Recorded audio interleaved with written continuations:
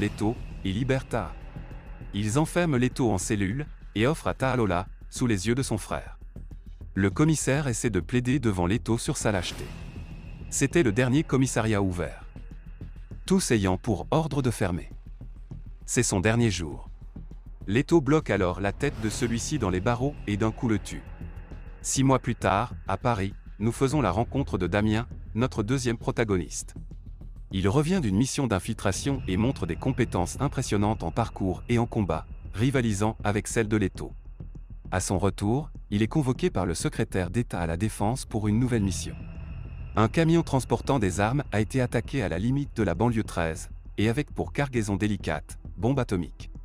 Ils veulent que Damien retrouve la bombe, mais il y a un problème, elle est déjà activée. Il ne reste que 23 heures avant l'explosion. Damien ne connaît pas l'endroit et aura besoin d'un partenaire. On lui annonce qu'il va faire équipe avec Leto. Pendant un transfert de prisonniers comprenant Leto, Damien est convoyé comme s'il était un détenu. Il parvient à s'échapper de ses menottes et annonce à Leto qu'il souhaite rejoindre la banlieue 13 pour se venger. Il mentionne le nom de sa cible, Taha, responsable de la mort de sa famille, et décrit une jeune fille sous l'emprise de la drogue, tenue par une laisse, nommée Lola. Les deux finissent par prendre le contrôle du véhicule. Durant le trajet, Leto menotte Damien. Il a reconnu dans ses mouvements qu'il était policier. Il pénètre de force dans la banlieue 13 et se crache contre une voiture de luxe. Là, Leto l'abandonne. Damien doit faire face au gang propriétaire de la voiture de luxe, toujours menotté au volant. Il parvient d'une manière extraordinaire à vaincre cet assaillant armé comme pour une guerre, se libère et arrive à fuir. Taha apprend le retour de Leto et prépare ses hommes.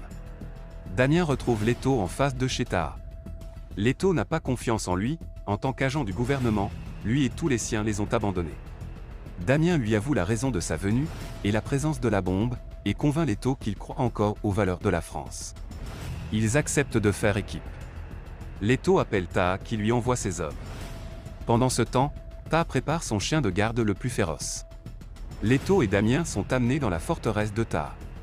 Ils passent devant le fourgon ayant transporté la bombe. Taha accepte de leur rendre la bombe contre une somme d'argent, 20 millions d'euros.